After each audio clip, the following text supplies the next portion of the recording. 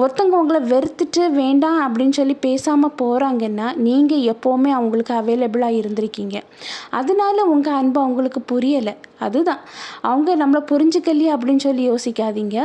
இவங்க இப்படித்தான், நீங்கள் எவ்வளவுதான் சொன்னாலும் அவங்க புரிஞ்சிக்க மாட்டாங்க.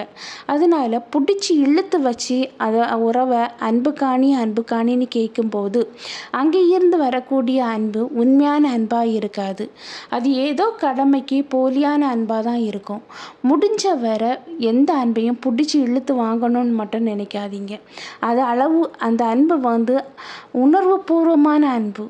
அது வெளியே சொல்லவே முடியாது. தன்னால் உள்ளே இருந்து வரணும். அப்படி வந்தால் தான் அது உண்மையான அன்புங்க.